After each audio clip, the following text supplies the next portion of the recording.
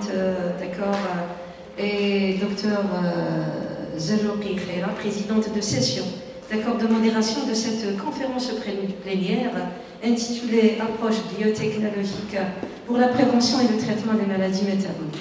Alors, chers amis, chers collègues, chers participants, chers étudiants, assalamu alaikum wa rahmatullahi ta'ala wa barakatuh.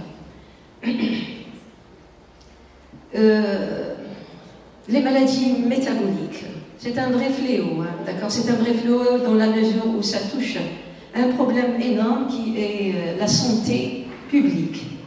C'est un fléau redoutable, vu deux impacts principaux. Le premier impact, c'est sa prévalence. Alors si on vient comparer les années 70 aux années 80, voire les années 2000, ensuite jusqu'à 2020, la prévalence des maladies métaboliques est en train de s'accentuer et de prendre de plus en plus une ampleur exponentielle. Je pense que l'OMS est en train de tirer une sonnette d'alarme relative à ces maladies métaboliques et je pense que cette sonnette d'alarme est réelle dans la mesure où chacun de nous, dans sa famille, il y a ne serait-ce qu'un membre, d'accord, qui présente une maladie métabolique quelconque. Diabète de type 2, diabète de type 1, hypertension, sans parler, d'accord, surpoids, sans parler des autres maladies métaboliques. Et je pense qu'encore, il y a eu une accentuation récente, hein, depuis la Covid-19 jusqu'à nos jours, il y a eu encore une accentuation, d'accord, récente de ces maladies métaboliques, vu que le virus n'en a fait qu'amplifier les choses. Maintenant, je vais parler de quelque chose qui va vous sembler un petit peu bizarroïde, d'accord, voire de l'imaginaire, mais malheureusement ça existe. Hein. C'est des approches biotechnologiques, d'accord, qui ont été conçues, mais encore faites pour essayer, d'accord, de diminuer cet impact relatif aux maladies métaboliques. Il y a peut-être certains paramètres qui existent chez nous en tant que société orientale, mais encore nord-africaine, mais d'autres approches qui sont sous forme d'essais cliniques, mais encore sous forme de projets concrétisés, on n'en a même pas entendu parler. On va essayer de faire un balayage, d'accord, exhaustif de l'ensemble de ces approches, ce que nous en avons là, ce que nous n'avons pas l'occasion d'y bénéficier. Je pense que le futur est en train de nous préparer quelque chose de meilleur, Inch'Allah. Alors, si je parle de la première approche biotechnologique, c'est la détection et le diagnostic précis. Et là, je vais parler des biomarqueurs métaboliques. Quand je parle, chers amis et collègues, des biomarqueurs métaboliques, je vais essayer de parler tout simplement, d'accord, de quelque chose qui existe chez nous. Hein. C'est les biomarqueurs clés qui ont été identifiés, entre autres, la glycémie à jeun, d'accord, mais appelée encore glycémie glyquée, parce qu'il y a pas mal, il y a un petit souci, c'est qu'avec ce temps, quand on voulait, si vous voulez doser nos paramètres glycémiques, on faisait allusion à la glycémie à jeun, mais ça donnait parfois une orientation assez erronée pour le médecin traitant, mais pour nous-mêmes. Maintenant, l'approfondissement a été assez important de partir au sein de la cellule ALA et de détecter l'HP glycosylé ou bien l'HP glyqué, qui donne une idée réelle sur cet aspect de glycémie. Nous avons encore l'insuline plasmatique et le peptide C, les étudiants, et les amis et les collègues. Ça, c'est encore une nouvelle indication à la sensibilité de l'insuline. Parce qu'on se bourre d'insuline, hein, nous sommes diabétiques, on se bourre d'insuline sans pour autant essayer de prélever et d'identifier les niveaux réels.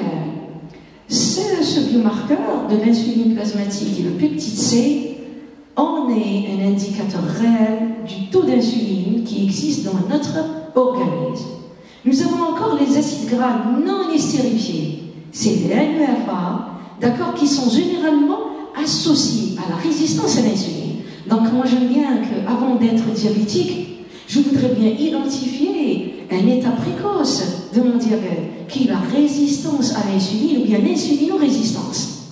Et c'est ça la défaillance. Je pense que, je ne sais pas moi, parmi nous, peut-être qu'il y a, c'est pas peut-être, hein, ça c'est sûr, il y a parmi nous des gens qui sont en train de faire une insulinorésistance, mais ils ne le savent pas. C'est pour cela qu'il va falloir, et là, je pense que le titre de mon intervention et de ma contribution était l'approche biotechnologique pour prévenir avant de guérir ou bien de traiter. Parce que ça ne se guérit pas, une maladie métabolique. Hein. D'accord? Parfois c'est réversible, ça ne se guérit pas. C'est pour cela qu'il va falloir essayer d'identifier pour pouvoir prévenir avant de traiter. Si jamais je fais une insulinorésistance, je suis au stade primaire. À ce moment-là, il va falloir que j'agisse pour ne pas aller à l'au-delà. Et passer par la suite à quelque chose qui s'appelle le glucophage, ensuite passer à quelque chose qui s'appelle une insuline dépendante. D'accord? Donc, mieux vaudrait prévenir que traiter et guérir. Ça en fait partie de ces biomarqueurs, d'accord? Identifier et clés qui sont susceptibles de nous montrer tout ce monde-là, pourquoi ne pas en bénéficier? Maintenant, il y a de nouveaux biomarqueurs à l'étude, chers amis. Nous avons l'adipokine, d'accord? Et entre autres, la leptine et l'adiponectine. Je pense qu'il y a eu une conférence hier concernant la leptine. Oui, effectivement. Alors, cette hormone extraordinaire, auparavant, on n'en tenait même pas compte. Mais actuellement, elle devient un biomarqueur, d'accord, qui est à l'étude pour pouvoir essayer d'identifier cette relation faim-satiété. D'accord? Et là, je suis en train de parler d'un aspect très important, c'est le surpoids et automatiquement, d'accord, dans les 80 voire 90%, un diabète. Nous avons encore les métabolites dérivés des acides aminés qui ont une corrélation avec une incidence très accrue du diabète. Et ces acides aminés, d'accord, et ces métabolites dérivés des acides aminés, lorsqu'ils sont accentués ou bien accrus, il y a automatiquement un risque énorme de développer, d'accord, un diabète. Parmi les acides aminés, nous avons la valine et la leucine. Nous avons encore d'autres protéines, d'accord, qui existent ailleurs, hein, et qu'on a bien sûr le droit d'y doser, et ça existe même chez nous. C'est les protéines inflammatoires. Entre les protéines inflammatoires, nous avons la CRP, c'est la protéine C, créatine, qui est encore, d'accord, en relation avec la progression du diabète. Nous passons maintenant aux outils biotechnologiques utilisés. Alors les outils biotechnologiques, je pense que vous les connaissez, nous avons les omics. D'accord? Les omics, c'est génomique, protéomique et métabolomique. On en parle souvent en Algérie, mais leur prise en charge, en quelque sorte, elle reste encore à des états assez préliminaires qui ne sont pas développés comme dans d'autres pays, si vous voulez, européens, et voire d'autres, d'accord, sphères géographiques. Nous avons maintenant quelque chose d'extraordinaire, et là je parle de l'intelligence artificielle et des algorithmes prédictifs. Oui, ça existe, croyez-moi. Alors là, ce sont des analyses des biomarqueurs avec une identification des profils à risque, d'accord? Mais comment? À une précision extraordinaire. La révolution récente, c'est cette fameuse intelligence artificielle que tout le monde connaît. Mais l'intelligence artificielle, c'est la vraie intelligence qui va me permettre de prévenir, d'accord, de traiter, mais encore de guérir. Récemment, il y a eu un développement des tests génétiques, d'accord? Parmi ces tests génétiques, qui restent toujours hein, dans cette histoire de médecine de précision, etc., nous avons l'évaluation de la susceptibilité d'un individu à développer des maladies métaboliques, entre autres diabète, obésité et dyslipidémie. Nous avons encore l'analyse des variations génétiques, d'accord, et là, c'est appelé polymorphisme, chers collègues, d'accord, qui sont en relation avec le métabolisme et la réponse à l'alimentation elle-même. Chaque individu de moi, parmi nous, pardon, a sa façon. Et là, je vais citer, entre parenthèses, quelque chose qui s'appelle la prédisposition génétique. Donc, pour longtemps, nos grands-mères, hein, ils disaient un terme très important, moi qui m'a toujours sonné dans l'oreille, c'est le oud. Donc, oui, d'accord, c'est ça, c'est ta ligne, d'accord, c'est une ligne, la ligne, c'est le oud. C'est quelque chose d'extraordinaire, regardez la sagesse, d'accord, ancestrale. Alors, tu as une ligne, svect, donc c'est oud. Tu as une ligne de prédisposition à une surcharge pondérale, c'est encore oud. Mais moi, ce que j'aime, si c'est audi, c'est bien, il va falloir que je le respecte. Il n'y a pas de restriction, il n'y a pas encore d'abus, parce que c'est audi. C'est comme ça. Moi, je connais des femmes, c'est pas des femmes, et vous m'excusez, chers collègues hommes, je dis bien les femmes parce que les femmes sont obsédées par la taille. Un homme n'en est pas, hein, d'accord, mais les femmes, si. Moi, je connais des femmes, je dis femmes, il y a des femmes qui sont sveltes, quand tu dis je suis très maigricheuse, il va falloir. Non, il faut respecter ta nature. Il y a d'autres qui sont en rondeur et en surpoids, elles font tout, mais ça devient une obsession, tu ne vas rien perdre. Voilà, c'est quelque chose. Et il va falloir respecter son haut, sa ligne, mais en faisant très attention à ses paramètres métaboliques. Parce que moi, je connais des gens qui font très attention. Ils ont ces fameuses rondeurs, mais ils n'ont jamais développé ni diabète, ni hypertension, ni rien du tout, parce qu'elles font très, très attention.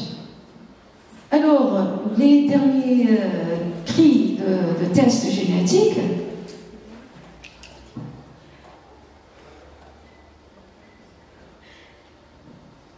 Vous m'excusez, donc la sécurité appelle.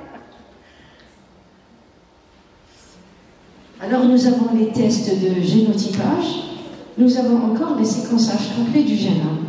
Alors ça, pour vous donner une toute petite idée là, des tests de génotypage, je pense qu'au niveau local, et quand je dis local, c'est territorial, c'est toute l'Algérie, il y a quelques laboratoires seulement, d'accord, qui font ce genre de tests, y compris le séquençage. En oncologie, par exemple, moi j'en connais un seul laboratoire sur Alger qui fait ce test de génotypage. Et auparavant, avant ce fameux laboratoire, on était obligé d'envoyer, surtout en oncologie, on était obligé d'envoyer les prélèvements à l'étranger, par avion, génotypage, ensuite retour.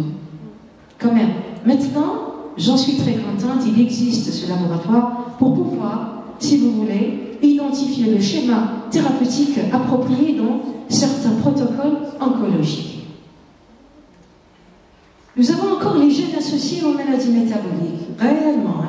Quand on a une maladie métabolique, parfois c'est génétique. Et là, parmi les gènes, ce sont les gènes de la régulation lipidique et les gènes de l'insulinorésistance. D'accord, ça existe. C'est pour cela qu'il va falloir les identifier préalablement pour ne pas tomber, d'accord, dans le pétrin, pour ne pas tomber dans une situation pareille. Nous avons encore maintenant les applications cliniques. Les applications cliniques sont faites dans une seule perspective. C'est l'évaluation des risques, mais encore les thérapies ciblées. Et là, je donnerai encore si vous voulez, une approche, c'est les modifications diététiques, mais encore les modifications liées, si vous voulez, au système ou bien à la sphère oncologique. Pourquoi? Moi, je connais des acteurs et des actrices dont les parents étaient ou bien ont présenté des tumeurs ou bien des cancers. Alors eux, ça c'est une intelligence de leur part, mais c'est encore une approche, si vous voulez, purement financière. Ils sont passés à l'acte pour pouvoir identifier, si vous voulez, des gènes, d'accord, associés à des maladies pareilles, si ça existe chez eux ou ça n'existe pas, pour pouvoir essayer de prévenir, mais encore avant de guérir, ou bien avant de traiter et guérir. La médecine de précision maintenant, les étudiants, c'est quelque chose d'extraordinaire, hein, d'accord? Parce qu'il va falloir appeler les termes avec leurs propres termes. Médecine de précision. Quand je dis médecine de précision, c'est quelque chose qui est précis, c'est quelque chose qui est ciblé, c'est quelque chose qui est préalablement, si vous voulez, identifié et traité. Et là, je parle encore du séquençage, bien de techniques génétiques récentes. C'est le séquençage de nouvelle génération. On les appelle les NGS. Nous avons encore la génomique fonctionnelle. Sans encore parler des variantes génétiques, parmi elles, ce que j'ai cité tout à l'heure, le polymorphisme, de nucléotides uniques, mais encore les mutations dans des gènes spécifiques. Tout ce monde-là, d'accord, existe, mais le futur nous réserve encore, Inch'Allah, que du bien. L'application maintenant des traitements, c'est ça la médecine de précision. Parce que quand je parle de ça, il y a quelque chose, moi, qui m'arrange. C'est peut-être quelque chose qui m'arrange, c'est qu'en oncologie, on a beau attester les protocoles, d'accord, et les schémas thérapeutiques, mais on n'en est pas encore parvenu à cette médecine de précision.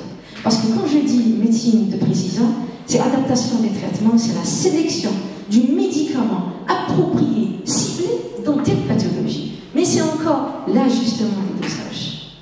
Si je donne les meilleurs exemples, nous avons en oncologie, c'est l'utilisation du protocole génétique des tumeurs pour choisir les thérapies ciblées, telles que les inhibiteurs de kinase. Et je pense que la conférence qui a été donnée hier par les soins du docteur Taleb de l'université de Tizi Ouzou, on a donné beaucoup de détails sur ce sujet. Mais on parle encore du diabète, et lorsque je parle du diabète, c'est l'adaptation des traitements basés sur la sensibilité de l'insuline.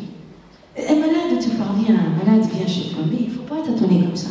On ne donne pas un truc, on doit avoir le concept de la médecine de précision. Maintenant, je passe à une autre approche, ce sont les thérapies cellulaires. Lorsque je parle de thérapie cellulaire, je passe à la transplantation des cellules bêta qui sont productrices de l'insuline. Oui, on en est jusque-là. Et là, nous avons les procédures de transplantation. Je transplante. D'accord? La préparation des cellules, d'accord? Et nous avons encore la transplantation proprement dite dans le foie ou bien dans le pancréas. Je transplante. Et là, je suis obligée de passer à un environnement d'immunosuppression pour pouvoir essayer de pallier aux problèmes de rejet qui peuvent, d'accord, suivre, si vous voulez, la transplantation. C'est imaginaire, mais ça existe. Nous avons encore maintenant quelque chose de très important, c'est les résultats et l'efficacité. Est-ce que réellement il y a des résultats et une efficacité? Oui. Alors, dans les études cliniques qui ont été faites dans ce sens, nous avons trouvé qu'il y a une amélioration de la glycémie ou bien une indépendance totale de l'insuline. Réversion totale du diabète. Mais nous avons encore un souci, c'est la durabilité de la transplantation. Et là, l'efficacité dépend d'un paramètre très important, c'est la survie et la fonction des cellules qui sont transplantées. Pourquoi? Parfois nous avons un problème, d'accord? C'est la réaction immunitaire elle-même, donc c'est camouflé, mais arrivé à un moment donné, il se pourrait qu'il y ait un rejet. Mais malgré ça, les résultats sont assez concrétisés, mais assez prometteurs. La troisième approche des étudiants, les collègues, d'accord, permettez-moi toujours de commencer avec les étudiants, hein, parce que les interventions scientifiques, etc., c'est pour nous, mais c'est orienté plus vers une future génération, ceux-là qui sont les étudiants. Nous avons le microbiote intestinal. Moi, on m'avait posé cette question une fois, on m'avait dit, et c'était un étudiant, d'accord, qui me l'a posé, c'est pour ça que je dis les étudiants. Il m'avait dit, madame, quelle est l'usine principale dans le corps? Moi qui suis physiologiste et qui leur enseigne de la physiologie cellulaire et moléculaire. J'ai bien réfléchi. Je lui ai dit, c'est un microbiote intestinal. Il était épaté. Je lui ai dit, monsieur, parce que moi j'appelle mes étudiants avec monsieur et mademoiselle, je lui ai dit, tu t'attendais à ce que je te dise, c'est le cerveau, c'est le foie? Non. C'est un microbiote intestinal tout court. D'accord? Parce que si je reviens 14 siècles, d'accord, en arrière, alors le prophète alayhi salam et ses sahaba disaient que Bayt-ud-Da, il existe là. Ils ont fait allusion à ça. Et allusion à ça, ce n'est pas, d'accord, l'estomac, mais c'est directement ton intestin. C'est pour cela que ton microbiote intestinal, c'est en réalité ton cerveau. Tu lui donnes bien, il te donne bien. Tu lui donnes quelque chose de mauvais, il ne te donnera que de mauvaises substances. Alors, le microbiote intestinal, les gens là-bas chez nous, d'accord, entre parenthèses, ils en ont creusé dans ces pistes-là, d'accord. Ils sont passés à des modulations du microbiote intestinal. Quand je dis modulation, c'est l'utilisation de probiotiques, et ça a été donné hier comme conférence. Je suis en train de faire la synthèse des collègues en Kickstarter avec le professeur Zia, d'accord, Hassania de Moustaghanem, où elle a relié ce fameux microbiote intestinal, bien ces fameuses probiotiques, avec tout ce qui est sain, mais encore tout ce qui est à corriger. Alors, quand je module, nous avons des microbiotes qui sont en relation avec la santé métabolique. Et là, c'est le rôle crucial, d'accord, sur les nombreux aspects, la digestion, si vous voulez, l'assimilation, mais encore la protection contre les infections. J'ai encore un problème. S'il y a une altérance de mon microbiote, microbiote, pardon, c'est la dysbiose. Alors bonjour les dégâts et bonjour les problèmes. Maintenant, si vous voulez, ces probiotiques avec la restauration du microbiote, ça se fait comment? C'est une recolonisation de l'intestin pour le rééquilibre du microbiote.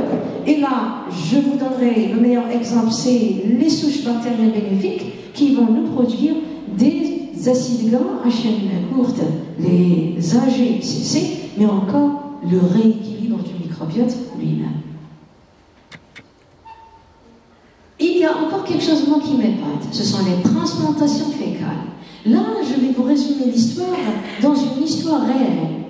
Il y avait, et ça s'est passé en France, hein, il y avait une maman avec sa fille. La fille souffrait de la maladie de Crohn. Dans la maladie de Crohn, c'est une maladie auto-immune. Le patient, d'accord, fait tous ses efforts pour essayer de ne pas arriver au stade de nécrose avec dissection, d'accord, on enlève carrément l'intestin jusqu'à ce qu'on parvienne par voie à 50 cm, voire encore 30 cm. C'est les nécroses. Alors cette maman-là, elle avait sa fille, d'accord, qui passait avec plusieurs interventions chirurgicales et l'intestin est devenu là très court. Donc la maman, qu'est-ce qu'elle a fait? On lui a, si vous voulez, proposé cette transplantation fécale de chez elle à sa fille, pour vous montrer, hein, d'accord, l'efficacité de la transplantation, mais encore l'efficacité du microbiote intestinal. Alors, juste après la transplantation, ça c'est une histoire qui m'est parvenue, d'accord, suite à une revue, d'accord, qui existe en France, c'est la revue, d'accord, si vous voulez, Nature, qui est, c'est pas Nature, hein, non, c'est une autre revue, c'est, si vous voulez, une revue qui ne s'intéresse qu'à tout ce qui est bio, mais qu'à tout ce qui est pharmacognosie. Alors, d'ailleurs, ils disent que nous avons des protocoles, les appels protocoles sanguinaires, protocoles si vous voulez, son Alzheimer, son maladie neurodégénérative, etc. Alors, réellement, pour vous dire seulement, la maman était en surpoids et la fille avait une taille, si vous voulez, fine, svelte. La transplantation a réussi, mais je ne sais pas si c'est pas malheur ni pas malheur. Juste après, la fille était en rémission et elle commençait à développer un surpoids. Pourquoi? Parce que c'est le microbiote de sa maman qui lui a été transplanté. Alors les transplantations fécales, d'accord, chers amis, chers collègues et chers étudiants, ça existe, hein, d'accord, et les résultats sont là.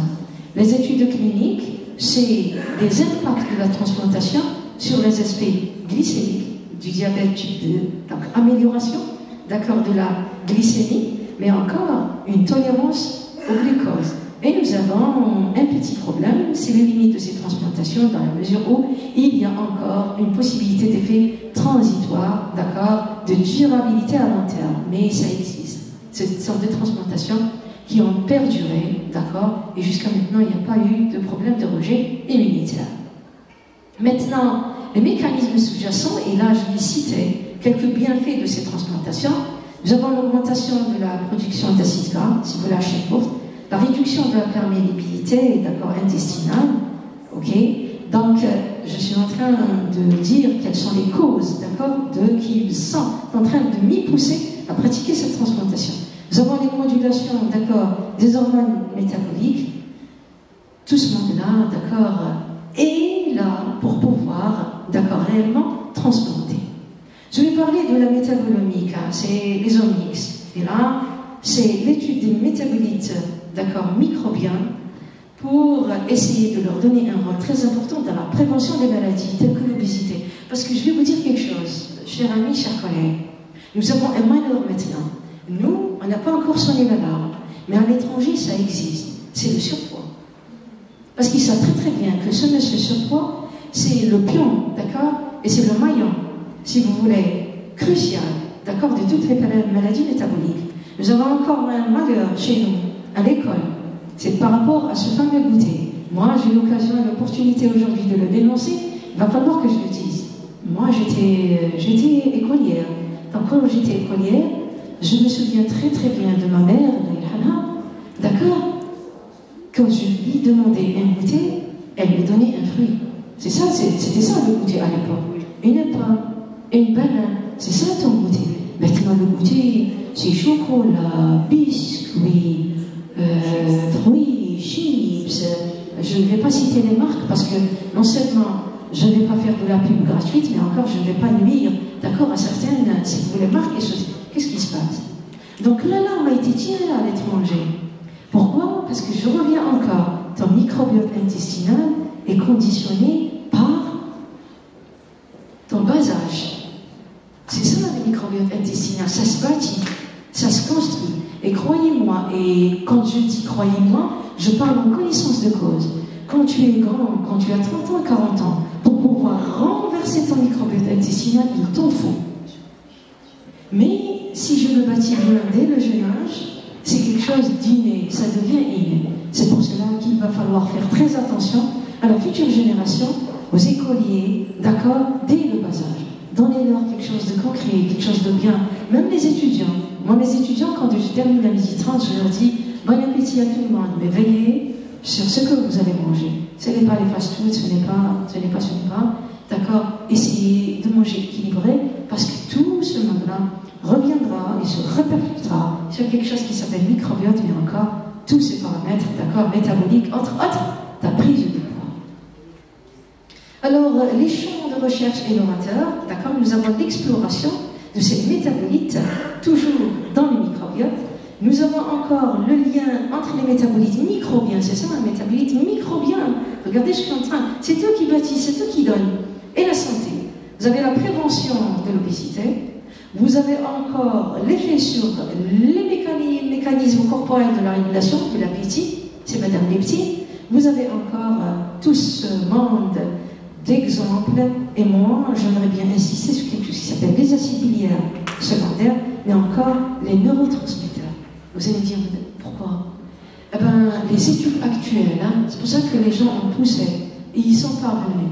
Parmi les études, d'accord, actuelles et plus récentes, elles sont en train de creuser sur tout ce qui est maladies neurodégénératives. Lorsqu'elles ont creusé sur les maladies neurodégénératives, Parkinson, Alzheimer, sclérose en plaques, etc., ils ont, et elles ont concrétisé, mais les chercheurs, ils ont trouvé que le problème, si vous voulez, crucial au niveau des neurones, c'est une résistance à l'insuline qui a été faite, d'accord, suite à des hyperglycémies, mais qui sont passées d'une manière implicite auquel on n'a pas fait attention durant des années, d'où le déclenchement d'une maladie neurodégénérative. Là que je suis en train de parler des neurotransmetteurs. Vous avez les biotechnologies nutritionnelles, et là, d'accord, par respect à mes collègues nutritionnistes, qui vont donner peut-être des ébauches meilleures, mais encore plus approfondies que les miennes, d'accord, parce que moi je suis physiologiste et eux, ils sont nutritionnistes. Nous avons les aliments fonctionnels, et parmi les aliments fonctionnels, tout ce qui est encore supplément bioactif. Et je pense que les chercheurs algériens, ça me plaît dans la mesure où nous avons beaucoup, si vous voulez, de plantes endémiques, nos propres plantes, de plantes à utilisation ancestrale, auxquelles les chercheurs algériens, d'accord, actuels, sont en train d'y penser, mais encore de faire très attention, d'accord, et d'y, si vous voulez, creuser. Et là, c'est la création d'aliments fonctionnels, c'est l'optimisation du métabolisme, mais la question qui se pose, pourquoi enrichir? J'enrichis pour soutenir un métabolisme sain, réduire l'inflammation, améliorer la sensibilité à l'insuline, modérer l'appétit, mais encore, si vous voulez, d'accord, réguler, d'accord, tout ce monde-là. Il y a quelque chose d'extraordinaire, d'accord, il y a des ébauches en Algérie. Mes collègues, les chercheurs, sont en train d'y travailler. D'accord, nous avons docteur, d'accord, Tahraoui Douma, elle est là, elle est chimiste. D'accord, je pense que dans le domaine de la chimie, il y a les nanoparticules. Mais ces nanoparticules, oui. Sur le plan chimique, je pense qu'il y a quelque chose de récent chez nous et d'innovateur. Mais lorsque je parle de la nanotechnologie, dans la libération ciblée des médicaments, je pense, Inch'Allah, et j'espère qu'on y parviendra. Ça existe. Ça existe, et là nous avons les nanovecteurs de l'insuline intelligente. Ouais. Alors, ici, il ils ont développé des systèmes de libération de médicaments à base de nanoparticules. La structure, elle est, si vous voulez, nanométrique, d'accord? Maintenant, ils libèrent des médicaments. Pourquoi ils libèrent des médicaments? C'est pour... Bon, chers amis, je vous remercie pour votre charmante attention et je repasse la parole pour mesdames les présidentes. Merci.